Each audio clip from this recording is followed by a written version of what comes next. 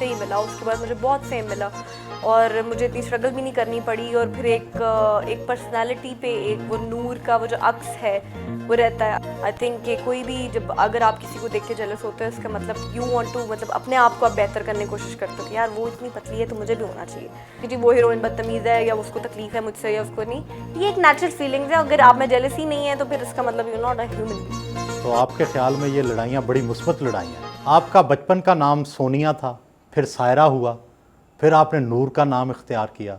इसकी क्या ख़ास वजह है कि इतने नाम बदले?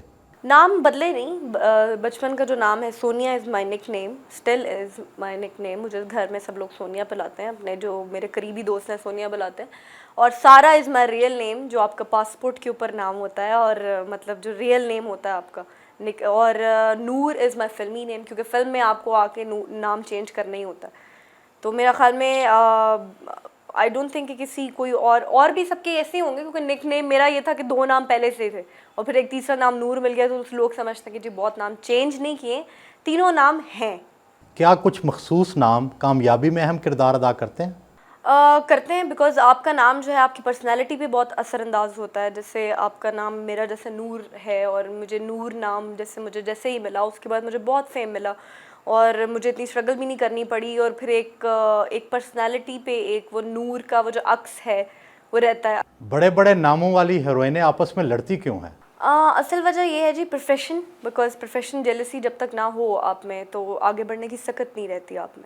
आई थिंक कि कोई भी जब अगर आप किसी को देख के जेलस होते हैं, इसका मतलब यू वांट टू मतलब अपने आप को आप बेहतर करने की कोशिश करते हो कि यार वो इतनी पतली है तो मुझे भी होना चाहिए, क्योंकि आप एक ही फील्ड में काम कर रहे हो। तो ये हमारी फील्ड में नहीं होता, जो बिजनेसमैन होते हैं उनमें भी आपस में जेलसी होती हैं, जैसे आप होस्ट हैं उनमें भी आपस में जेलसी होती हैं। तो I think it's a natural feelings.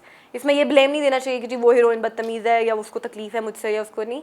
ये एक नेचुरल फीलिंग्स है। अगर आप में जेलसी नहीं है तो फिर इसका मतलब you not a human being. तो आपके ख्याल में ये लड़ाइयाँ बड़ी मुस्बत लड़ाइयाँ हैं? मैंने जेलसी की बात की, लड़ाई की नहीं। बिकॉज लड़ाई जो है ना, लड़ाई इज समथिंग एल्स। आप जेलसी आपने अगर अपने किसी से कंपटीशन करना है, किसी से लड़ना है अपनी एक्टिंग के थ्रू, तो आप तब लड़ें जब कैमरा ऑन हो। आप ऑफ द रिकॉर्ड या मतलब कैमरे के अलावा अगर ऑफ द स्क्रीन आप लड़ रहे हैं तो वो फिर आपकी ज़ाती दुश्मनियाँ हो जाती हैं।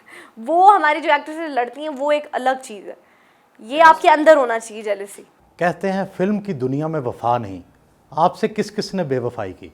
फ़िल्म की दुनिया में वफ़ा नहीं, ये तो मैंने पहली दफ़ा सुना है। लेकिन बेवफ़ाई इन द सेंस कि आप जब किसी से उम्मीद करते हैं तो आपको जब ठोकर लगती है तो आपको लगता है ये बेवफ़ा आदमी। वो जैसे एक मैडम की गज़ल थी, जो ना मिल सके वही बेवफ़ा, ये बड़ी अजीब सी बात है, जो चला गया मुझे छोड़कर वही आज तक मेरे पास है। तो बात ये कि हमारे जो शोबिस के लोग हैं उनको भी मैं ब्लेम नहीं करूँगी, क्योंकि वो चढ़ते सूरज को सलाम करनी होती है। उनका जो भी वक्त पे उस वक्त टॉप पे होता है उन्होंने उसके साथ रहना है।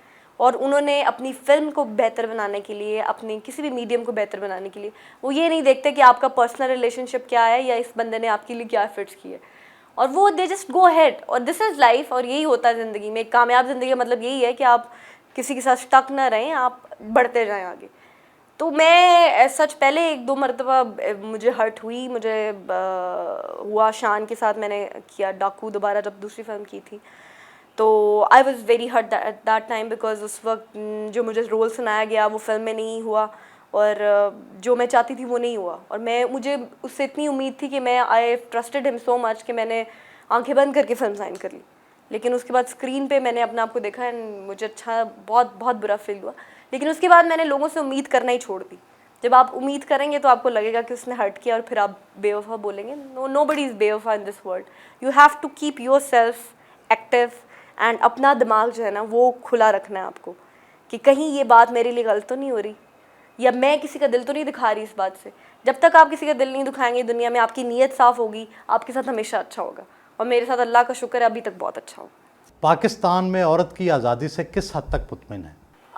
पाकिस्तान से औरत की आज़ादी से मैं ये कहूँगी आज़ादी के बारे में, जैसे कि रिसेंटली आपने देखा होगा what happened to me and I have taken a step which was मतलब क्वाइट डिफ़िकल्ट।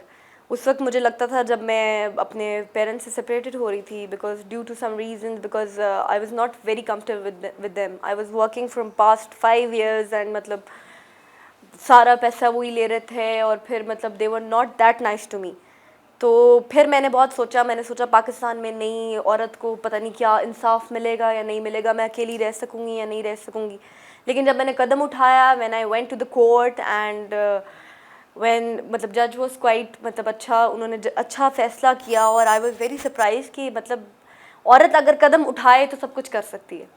लेकिन फिर भी मैंने जब इस प्रोसेस में, सारे प्रोसेस में अपने आप को देखा और मैंने ज़िंदगी को देखा, मैंने औरतों को देखा, दारुल रहमान में मैंने सारी औरतों को देखा, तब मुझे ये फ़ील हुआ कि आप दुनिया के किसी भी मुल्क में, आप चाहे अमेरिका में हैं, आप इंग्लैंड में हैं, आप इंडिया में कहीं में हैं, लेकिन औरत को अल्लाह मियाँ ने आदमी को अफजल बनाया है। और औरत किसी ना किसी मकाम पर जाके मतलब वो नहीं कर सकती औरत जो आदमी कर सकता है, जो हकूक़ आदमी के हैं वो औरत नहीं कर सकती। मतलब एक ये अच्छा नहीं है औरतों के लिए, लेकिन हम औरतें जितनी भी मजबूत बन जाए हैं कमज़ोर ही, मतलब अंदर से हम लोग कमज़ोर ही होते हैं, एंड पे हमने रोना ही है।